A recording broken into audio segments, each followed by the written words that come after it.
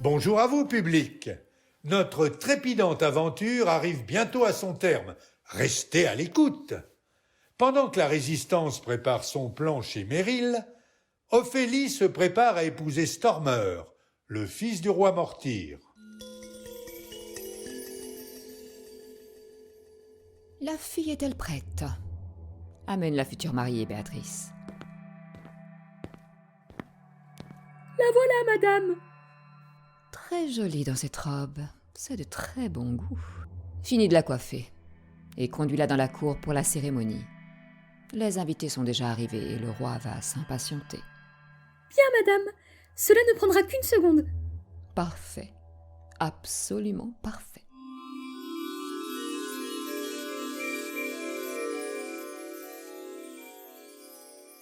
Je n'ai pas encore de nouvelles par rapport à la Voltaï que nous avons envoyée avant-hier.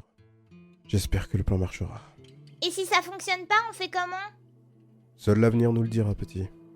Nerio, tu as contacté les habitants de Samba? Ouais. Le peuple aquatique serait honoré de renverser le roi. Cependant, il y a encore des personnes réticentes. Beaucoup ont perdu il y a 3 ans. Des familles se sont déchirées, des enfants se sont retrouvés orphelins. Les citoyens de Samba craignent que ça recommence. C'est vrai. L'armée de Mortyr est puissante, et c'est un risque dont il faut avoir conscience. Pour gagner une guerre, il faut forcément sacrifier des éléments. C'est obligé? Bien sûr, gamin. Mais nous allons essayer de réduire les pertes au maximum.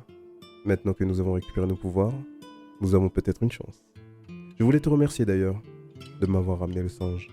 Je vous en prie. J'espère aussi vous remercier quand nous aurons sauvé Ophélie. C'est tout ce qui m'importe. Ne t'en fais pas. Tu retrouveras ta sœur. Elle est forte. Ouais, c'est sûr. Assez bavardé, les enfants. On doit aller à Pacati au château de Véorne.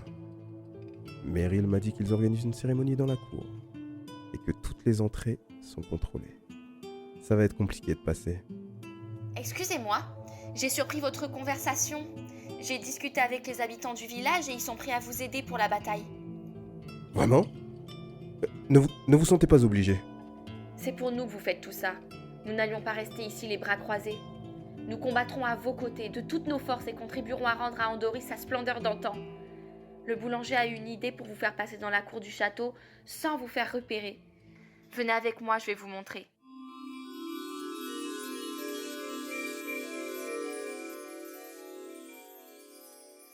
Alors, ma chère, tout est prêt? Oui, Majesté. La fille sera devant l'autel d'une minute à l'autre. Et mon fils? Il y attend déjà, Votre Majesté. Parfait. Bientôt mon fils deviendra le souverain de cette terre et aura une reine à ses côtés afin de l'épauler. Mon règne s'étendra sur plusieurs générations et nous, ma chère, pourrons jouir de cette réussite. Bien sûr, Votre Majesté. Vous l'avez mérité. Je pense que nous devrions rejoindre nos invités.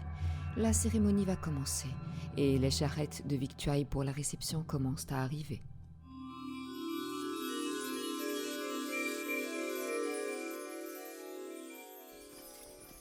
Eh ben, je pensais pas qu'on entrerait tous là-dedans. Oui, on est un peu à l'étroit. Cesse de ronchonner. C'est vraiment gentil de la part du boulanger de nous prendre dans sa charrette. On entrera plus facilement dans le château. Taisez-vous. J'aperçois les remparts. Halte là. Qu'est-ce que vous transportez? Bonjour, monsieur. J'amène du pain pour le banquet de ce soir. Voici la lettre de commande de l'intendant royal. Tout est en ordre, vous pouvez passer. Le cuisinier du château vous attend à l'est. Évitez de troubler les festivités.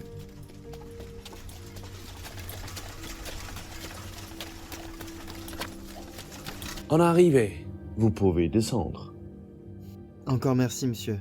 Mais c'est normal. En passant par les cuisines, vous pourrez rejoindre les écuries et vous cacher. La cérémonie va commencer dans la cour intérieure dans quelques minutes. Écoutez, je propose que l'on se divise en 3 équipes.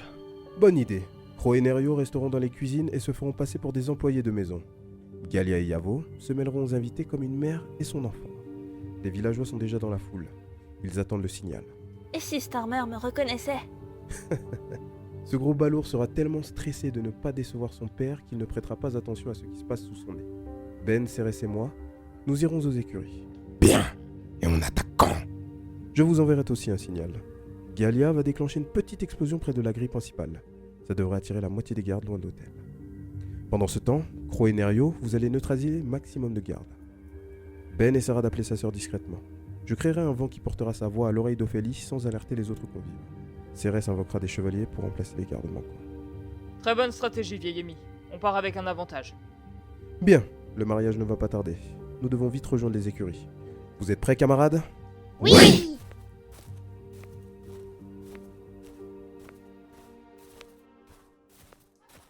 Dépêchez-vous. J'entends le début de la marche nuptiale. J'aperçois l'écurie. Halte là. Vous êtes en état d'arresta. Tu disais? Waouh! Bien joué, Cérès. Allez, on va se poster là. Je vois Stormer devant l'arche, ainsi que son père sur un trône, au premier rang. Et c'est Nimue qui officie le mariage. Elle a l'air si sévère dans cette robe. Ah oui, j'avais oublié. Désolé, mon vieux. Pourquoi ça? Qu'est-ce qu'il y a eu avec l'enchanteresse? Nimue et moi... Regarde, gamin, c'est ta sœur là, non? Oh non! Off! Ça me fait bizarre de la voir déjà en robe de mariée. Ce n'est qu'une enfant. Tu devrais arrêter de voir ta sœur comme une petite fille. Elle est très courageuse et plus forte que certains d'entre nous. Vous avez sûrement raison. Mais depuis la disparition de maman, je me suis promis de la protéger. Je ne sais pas si ta mère est toujours de ce monde, mais sache que je serai toujours là pour veiller sur vous désormais. Merci, Cérès. Ça me touche. Je comprends pourquoi ma mère et vous étiez amis. Tu es prêt, petit? Ophélie est arrivée aux côtés de Stormer. Tu n'as qu'à dire une phrase et je lui porterai aux oreilles. Il y a un truc bizarre. Ma sœur a l'air totalement détendue, comme si tout était normal. Alors que la connaissant, elle devrait être en train de se débattre et tenter de fuir par tous les moyens. Peut-être qu'elle fait exprès pour tromper l'ennemi. Vas-y, gamin. Ophélie, t'inquiète pas, on va te sortir de là. T'inquiète pas. Mes chers amis, citoyens de Elle n'a pas l'air de réagir. Vous êtes sûr qu'elle a entendu? Elle devrait, je ne comprends pas. En revanche, Nimue a vu le courant d'air. Elle doit se douter de quelque chose. Étrange que ça n'ait pas fonctionné sur ta sœur. À moins que... À moins que quoi? Ophélie a sûrement été victime d'un enchantement. Ça expliquerait pourquoi elle est si calme. Un enchantement? Quel genre d'enchantement? J'hésite entre un filtre d'amour ou un sortilège d'obéissance. Dans les deux cas, ça nous complique la mission. Comment allons-nous procéder alors? On va garder la même tactique, mais en prenant en compte qu'on ne peut plus compter sur Ophélie. Mais on pourra la défaire de l'enchantement? Hein? Chaque chose en son temps, gamin. Je vais d'abord envoyer le signal à Galia. Comment savez-vous qu'elle comprendra le signal? Elle l'a compris. Que se passe-t-il? Vous, allez voir. Continuez, ma chère. Nous allons procéder aux échanges de vœux. Crow et Nerio se débrouillent bien avec les gardes, mais il faut vite les remplacer et ne pas éveiller les soupçons. Cérès, à toi. Par les forces de Vilmera, déesse de la chevalerie. Waouh! Ils sortent d'où ces chevaliers? Mon pouvoir consiste à invoquer des combattants. Ils ne sont pas vraiment réels, mais ont pour seule vocation de combattre et gagner. Ils nous seront d'une grande aide pour cette bataille. C'est incroyable! Chut!